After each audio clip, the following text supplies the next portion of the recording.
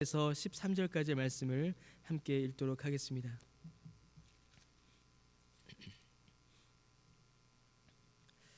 느헤미야 5장 우리 6절에서 13절까지입니다. 우리 함께 한 절씩 나누어 읽도록 하겠습니다. 느헤미야 5장 6절에서 13절까지 한 절씩 나누어 읽겠습니다. 내가 백성의 부르짖음과 이런 말을 듣고 크게 노하였으나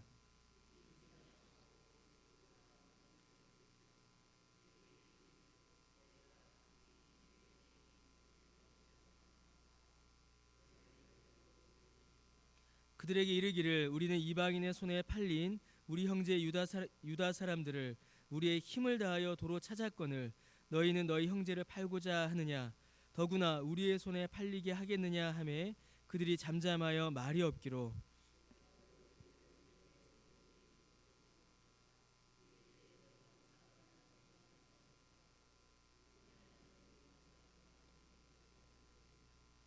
나와 내 형제와 종자들도 역시 돈과 양식을 백성에게 꾸어 주었거니와 우리가 그 이자 받기를 그치자.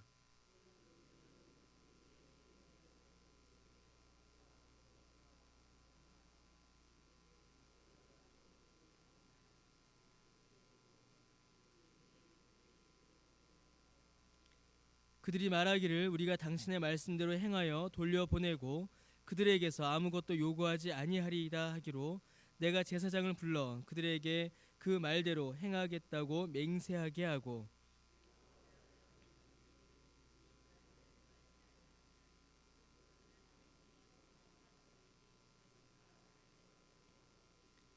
그는 곧 이렇게 털려서 빈손이 될지로다 하매 회중이 다 아멘하고 여호와를 찬송하고 백성들이 그 말한 대로 행하였느니라.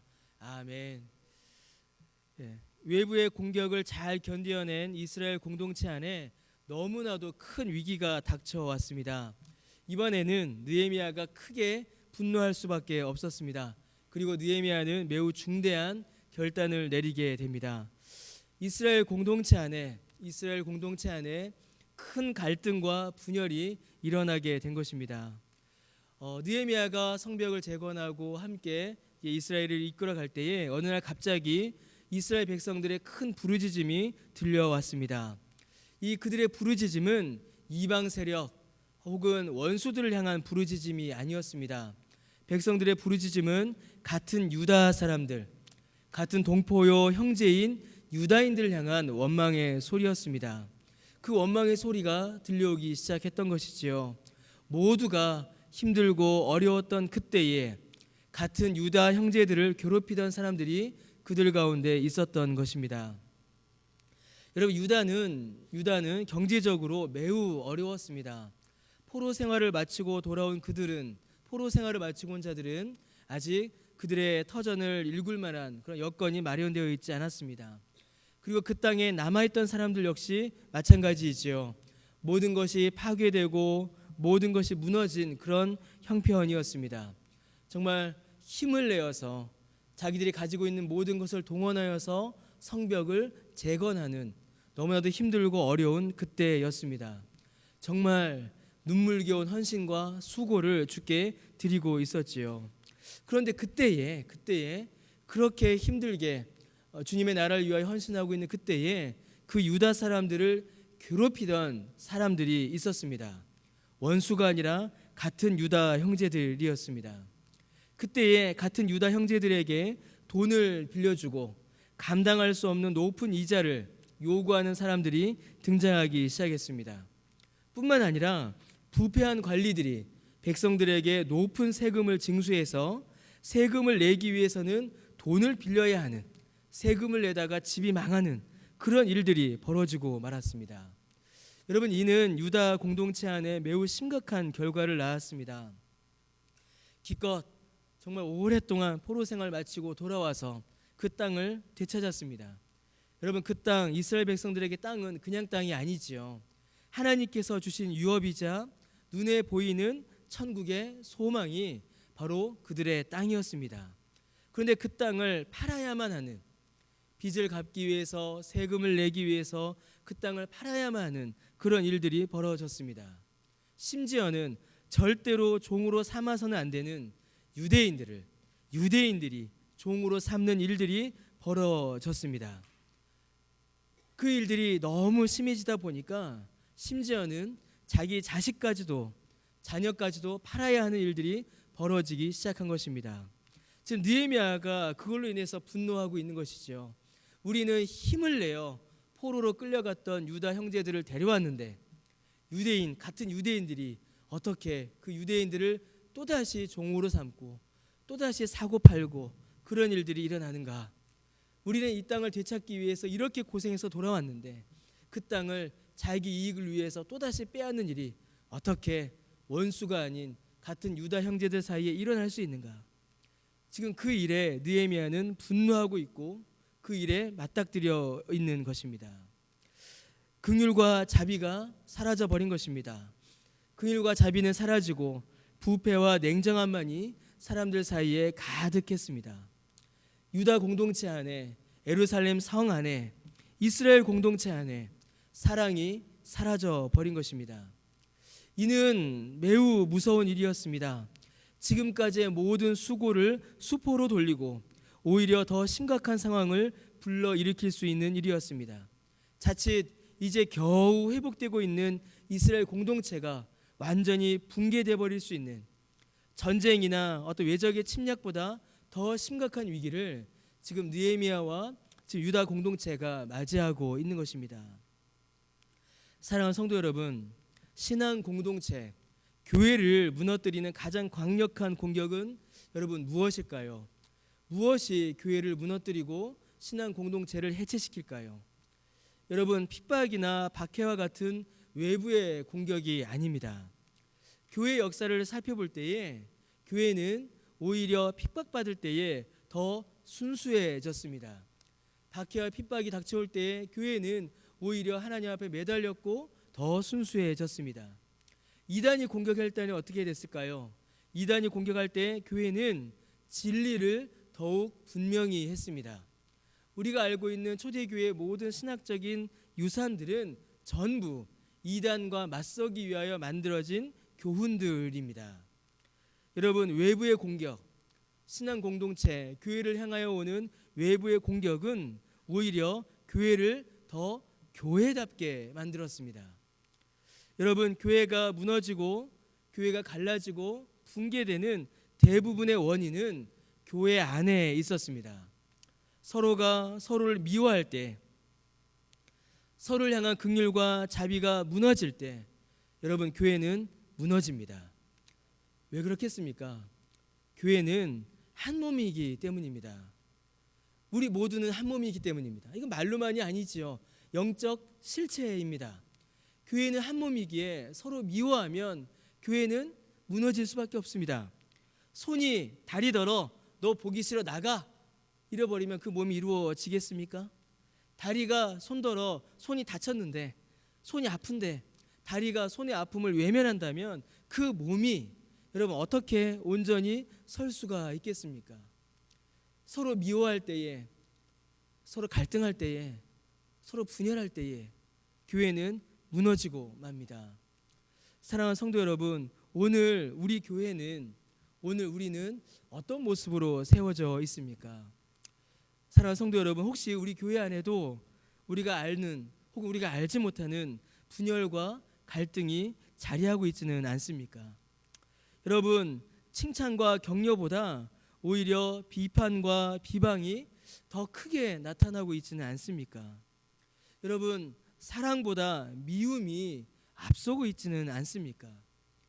만약에 그렇다면, 만약에 우리 안에 그런 일들이 일어나고 있다면 그것은 여러분 정말로 우리 교회가 큰 위기를 맞고 있는 것입니다.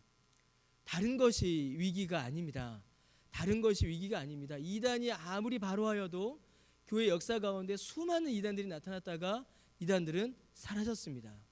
세상이 아무리 교회를 공격하여도 교회는 믿음으로 그 공격을 맞서 싸웠고 오히려 교회를 견고히 하였습니다. 그러나 우리 안에서 갈라지기 시작하고 우리 안에서 서로 미워하기 시작하고 우리 안에서 나 저 사람 보기 싫어서 교회 못 가겠다라는 말이 나오기 시작하면 여러분 교회는 무너지고 맙니다. 교회는 붕괴됩니다. 여러분 그것이 바로 교회의 위기입니다. 여러분 이러한 위기 앞에 느헤미야는 대응책을 제시합니다. 그리고 그 대응책은 오늘 갈등을 경험하는 교회와 신앙 공동체에 주시는 해결책이기도 합니다. 여러분 느헤미야가 제시하고 있는 대책은 먼저 모범을 보이는 것이었습니다. 본이 되는 것이었습니다. 본이 됨으로 갈등을 해결해 나갔습니다. 느헤미야는 가장 먼저 이 모든 문제의 원인이었던 귀족들과 민장들을 꾸짖습니다. 그들은 이스라엘 사회의 지도층이었음에도 불구하고 그들이 이 갈등과 분열의 원인이었습니다.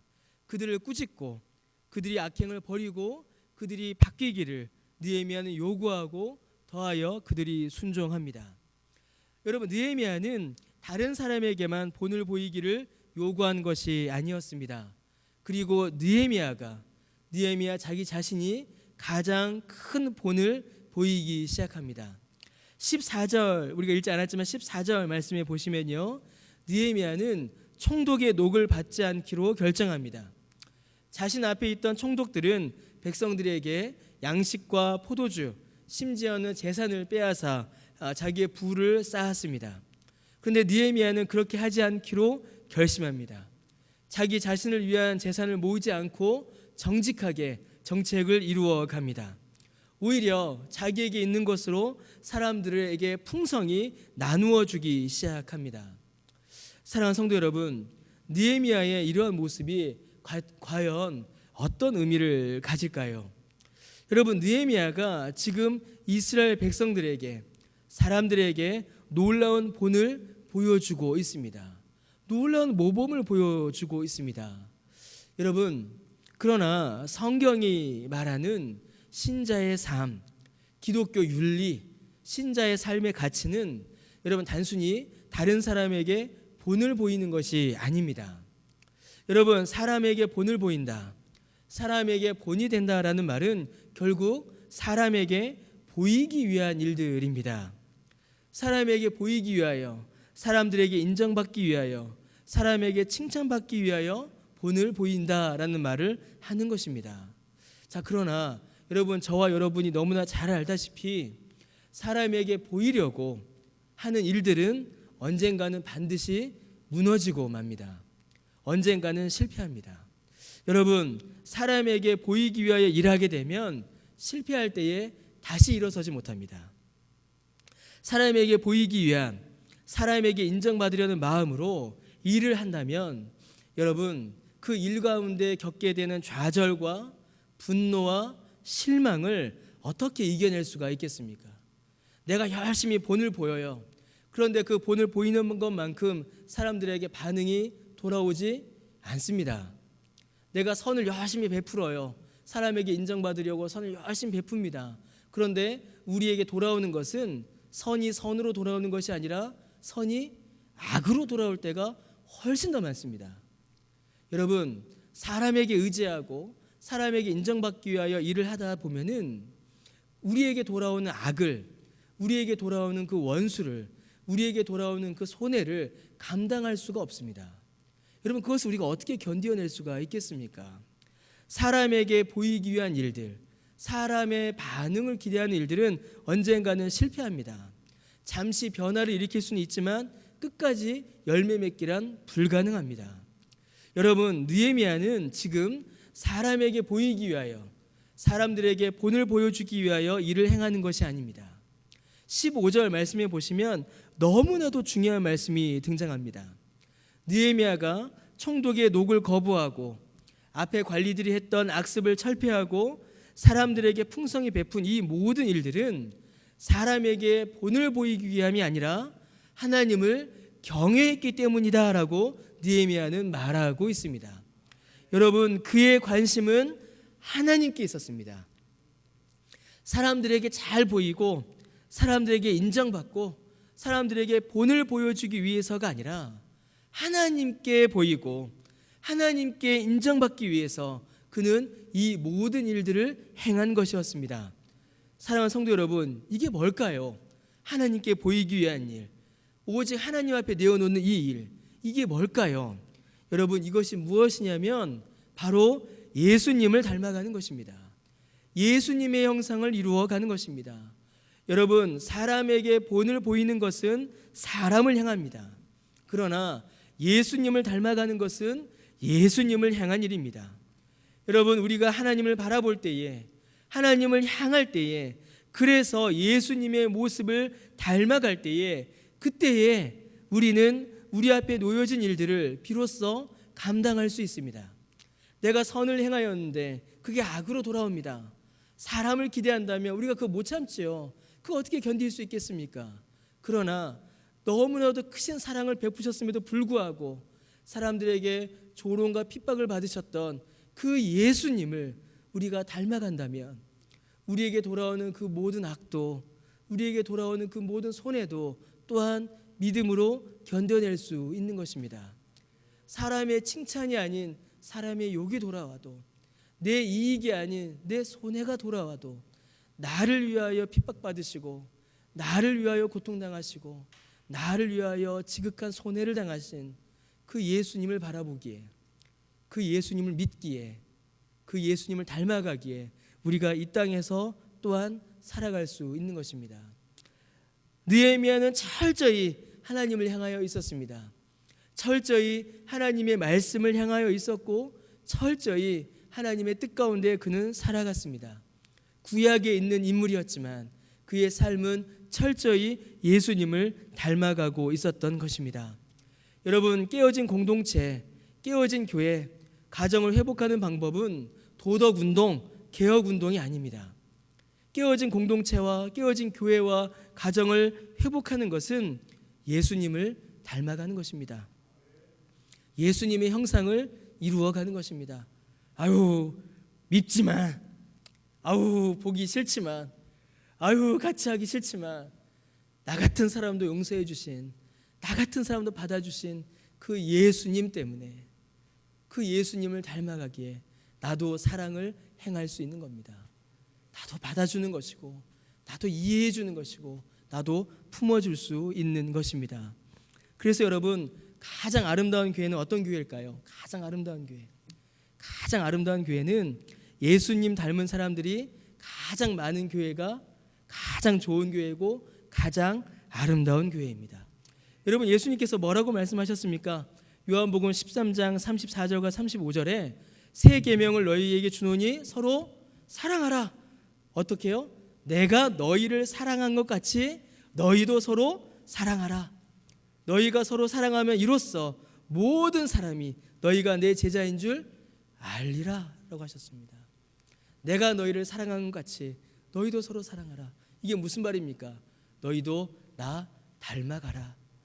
너희도 내 형상을 이루어가라 라는 예수님의 부탁이신 것입니다. 사랑하는 성도 여러분, 분열과 갈등이 아니라, 미움과 다툼이 아니라, 불평과 비난이 아니라 주님의 은혜가, 주를 향한 감사가, 주님의 몸인 함께 교회를 이루는 성도들을 향한 사랑과 격려가 풍성히 넘쳐나는 저와 여러분, 우리 강변교회 여러분의 가정 되시기를 주님의 이름으로 간절히 축원합니다. 우리가 예배 전에 부른 그 찬양이 곧 설교입니다.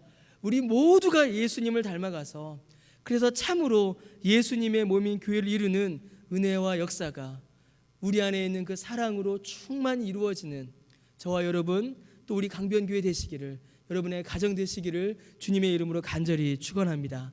우리 이 시간 함께 기도하겠습니다. 참으로 우리 안에 있는 분열과